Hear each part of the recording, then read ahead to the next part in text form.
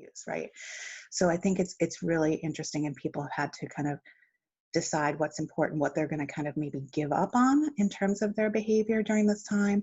Um, but I think what's also important is understanding what stayed, right? So what are those core behaviors and what are essential, and what were some that they could trade off? And how do they feel about kind of health and wellness and personal care going out of this? Like, what do they expect to do? What's the first thing? You see a lot on Facebook, and I think Facebook is an interesting world to watch, and just what people are saying about, their pictures of people with their hair kind of out to here, and my hair is tamed down today, but the things they want to get back to normal about and have some creature comforts in the normalcy of their routine. So I think it's really important to understand that. And then, like any behavior, any new behavior becomes a habit after a certain period of time, right? So my energy.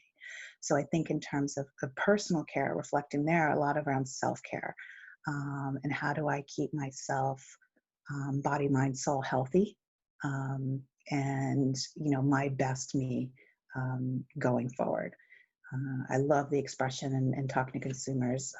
I was really pleased to hear people talking about putting their own air mask on, like on the plane, right?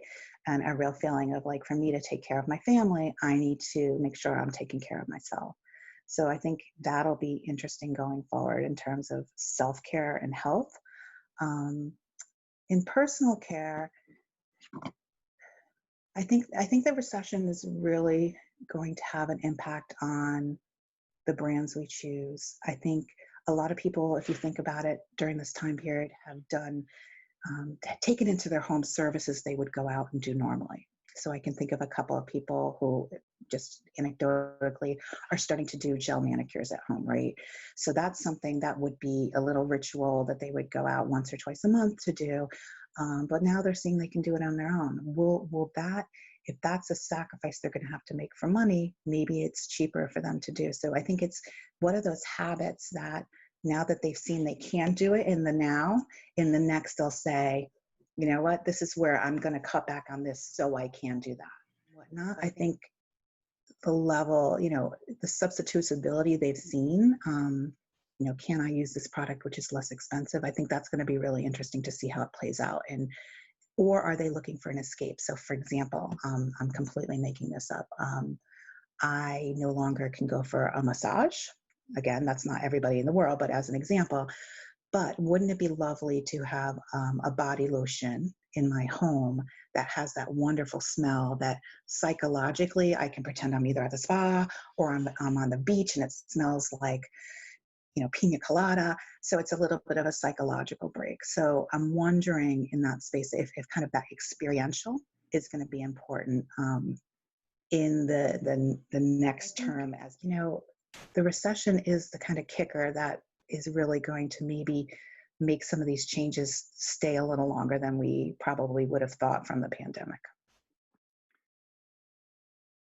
But I think this whole idea between natural and, I don't want to say not natural, but maybe more chemical, more medical, is an interesting spectrum, because I think we went from, if the environment was going this way towards more natural, I feel like we've kind of ricocheted back to the other side because of where we are. We just want it to work. So I think that's an interesting space for people to be in, and how could you have the best of both worlds? I think that's what to that, but I think shopping is going to be a big thing. And the rise of e-com and online shopping, I think is really, really interesting. I think this was the kind of boost that industry needed to kind of get over that initial hurdle.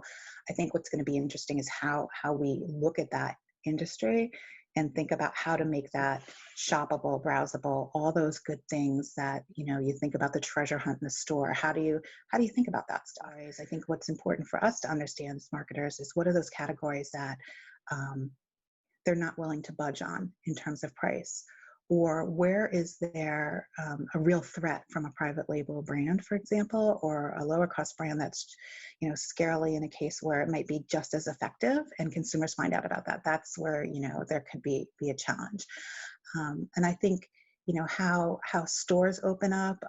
If you've been to stores, it's kind of a new environment with the walking one way down aisles and whatnot, and how much of the browsability in store is going to happen. I'm very curious to see how long people want to stay in stores, right? So some of it is how do you, especially if you're launching a new brand or a new product, how do you get that news out there? Because you think about it now, you have your kind of 360 marketing, you have your TV, you have your digital, you have your PR, you have all those kind of elements, and then your in-store element is kind of, that last moment of truth to get them to buy. So how do you rethink that last moment of truth, right? In terms of maybe not having the ability to browse. So what is that next phase of browsability? Is it rethinking how you're positioning your brand in terms of where it's showing up in content or that sort of thing, or who you're using for influencers or how you're sharing it out?